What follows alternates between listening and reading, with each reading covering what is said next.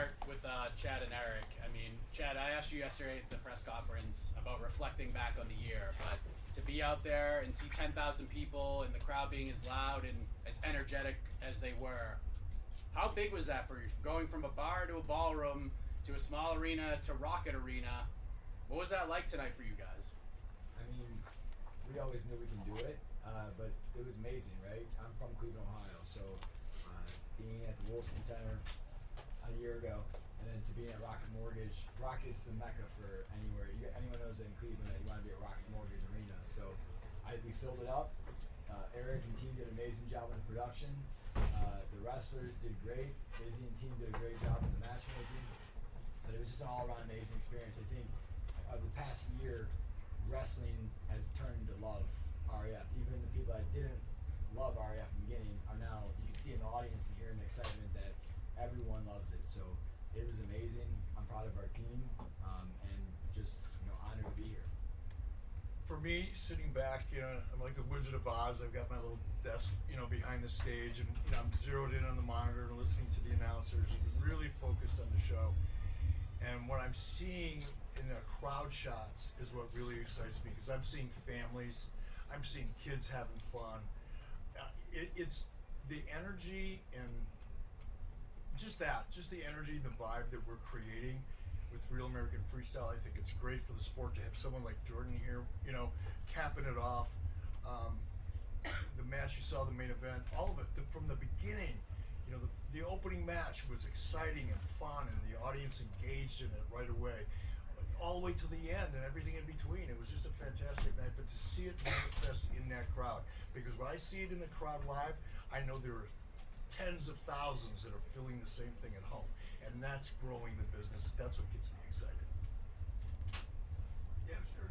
Guys, I just think the state of Ohio, if you look at it in a broad spectrum there, they're top wrestling state in the country. I mean, these guys are producing some of the best wrestlers in the world year after year. Ohio State, you got Akron, you got just a bunch of sub-cities of these guys outside of Cleveland, and I think that the fans out here, whether they had guys that were watching them wrestle or not, they came out here because they love the sport of wrestling, and you got to see that. You got to see these knowledgeable fans talk about the rules, and they understand what was going on, and they felt the momentum. So it's just impressive. It's impressive to be in Cleveland. Chad's from here. Hope loved it here. Let's keep it going. We can't wait to come back. Guys, raise your hands. I know, I'm sorry.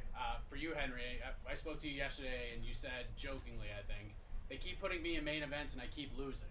And you certainly didn't lose tonight. 36 seconds, I think even in your wildest imagination, you thought you were going to go out there and win. Maybe you thought you'd go out there and dominate.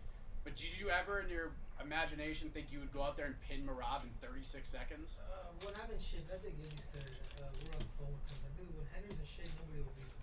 Like, this kid is good. And I took that to heart. I went out to Amsterdam, New York, up in upstate New York, and I just dedicated myself for a whole month and a half after, going through this, after getting beat up by Marab in Georgia. And I just got to stay disciplined and dedicated to this game. I've been doing this for so long. I'm not surprised that I actually lost to Marab. For 13 years, I've been here, on my feet, doing X, Y, and Z. And if the dude has a better gas tank than me, he knows how to push the pace, dude, he'll beat anybody. Particularly if you're not in it in wrestling. I've been wrestling since I was a kid, but that still doesn't mean anything. And so it's humbling, but I'm excited for the trilogy. And then last question for me, for Jordan. They mentioned not everybody believed in RAF, and now everyone starts to believe, and you now get to experience.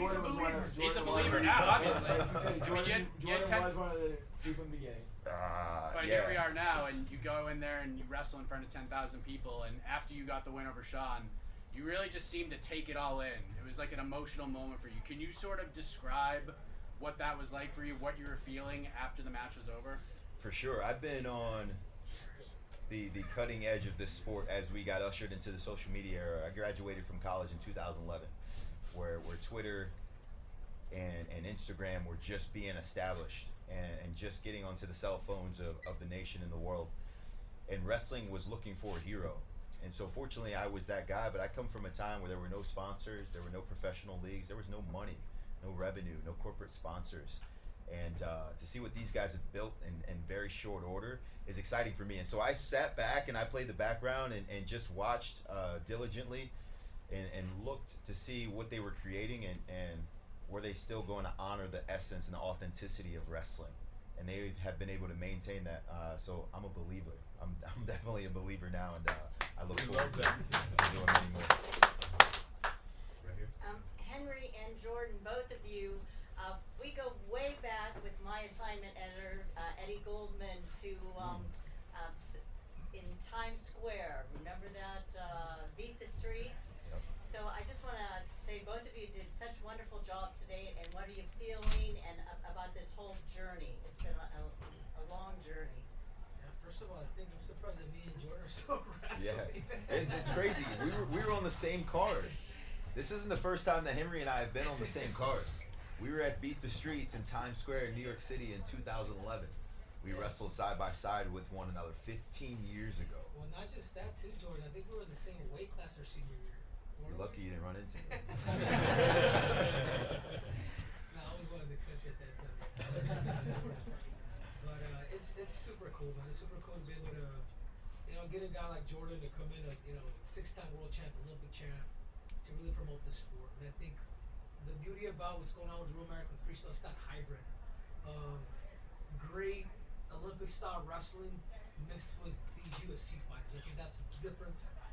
And I want to give just kudos to Eric Bischoff, man. I've been a big fan of. I don't know if you guys remember when WCW started taking over the WWE. It's almost like deja vu. Ain't that right, Eric? It's a good feeling. It's getting very, very comfortable. So I think I'll keep it for a while. Next question. Right here.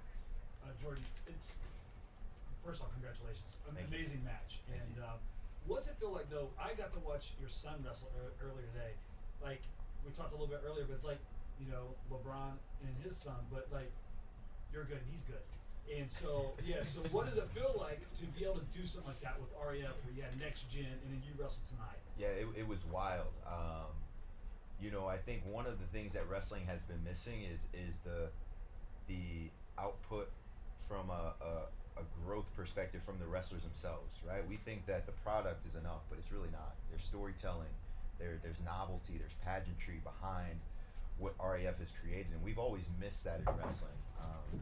And so, this morning I went from weigh-in to press conference, to the fan zone, to coaching my own son and watching him wrestle this afternoon, which was awesome because he got a big overtime win. He's going to be wrestling in the finals tomorrow. Oh, that's awesome! In the Sunday I Club. just Yeah, so that's my awesome. son made it to the finals yesterday. He's sitting right there with the backwards hat, and so it's a total family affair. He won this afternoon, then came and coached me this evening. He was in the corner along with Lucas Ravano, my other coach, and it feels right. It's beyond just wrestling. It really has been integrated into the grassroots of this sport, and I think a lot of young athletes are looking forward to competing here someday. Next question. Right here in front. Cole Hebner, Beyond the Mat Wrestling. Jordan, great performance tonight. Thank you. Are we going to see you gearing up for a 2028 Olympic run? That's a lot to ask, Cole. I'm 38. I turned 38 in July. I'll be 40 by the time the next Olympics roll around. I won an Olympic gold medal in 2012. It's been 14 years. That's a long time. That's a long time. And so this is why I love RAF, right? This is why this is meaningful to me, is I can get back onto the stage, get back to pursuing something that I'm passionate about, that gives me purpose, and that gives me the drive that I need, but it also allows me to compete in matches that are within my wheelhouse, which is special. In the NBA and the NFL, you can be a superstar without making it to the playoffs. You don't have to win the Super Bowl to be considered a great or a legend, or to create and carve out a legacy for yourself. And I think that's what RAF is doing, is preserving the legacy of all of these wrestlers who didn't have their stories told because they weren't wrestling at the Olympics or the World Championships. I think that's pretty special. So that was not a no. That's a long way of saying I'm not sure. Right here in the front.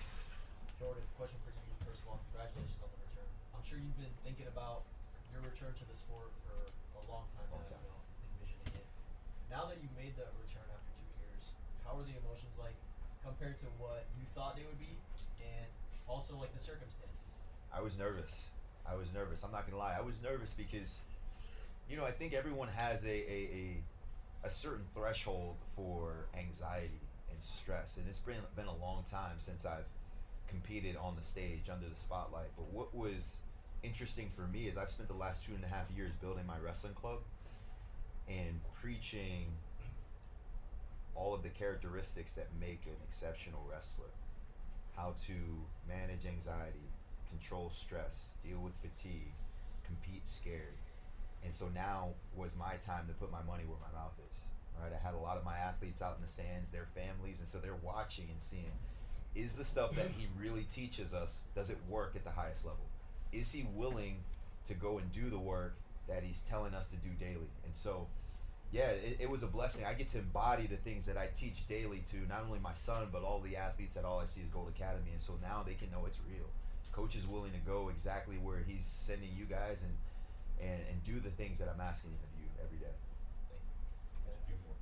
Two questions for you, Henry. A lot of fighters talk about there's nothing that fulfills them as much as fighting things. And after your career, you've done a lot of things. You coached the greats, John Jones, John Whaley, Davison Figueiredo. Obviously you're back competing in the sport of wrestling now. You're going to be doing that boxing match. What do you think has fulfilled you the most since retirement? I think it's more of a duty for me. It's more of a lifestyle that I want for my family. It's like I'll do whatever it takes to manifest a lot of things that we want to do, like the dream house. As a kid, I grew up very, very humble, very humble.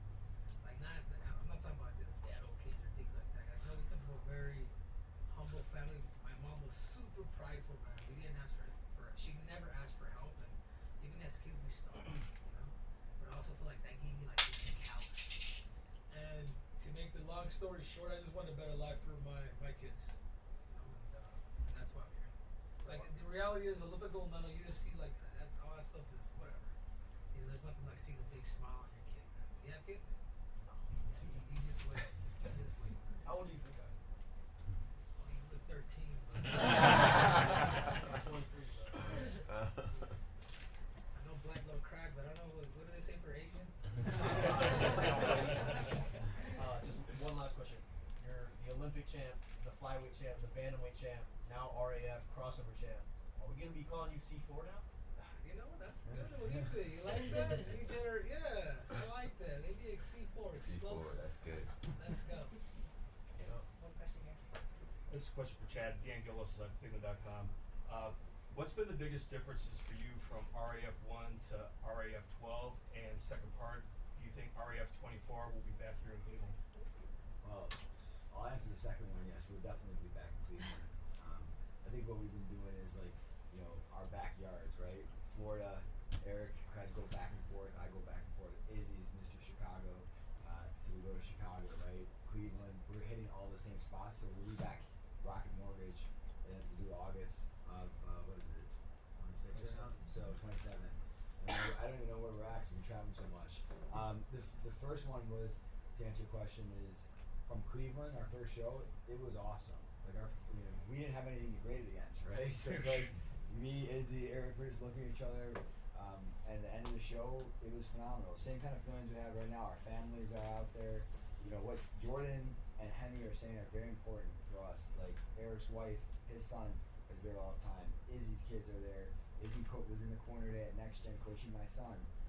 And my family's here. So we are traveling around with our kids, and this is a family-friendly sport. So the first show was amazing. I think we had the same feelings today.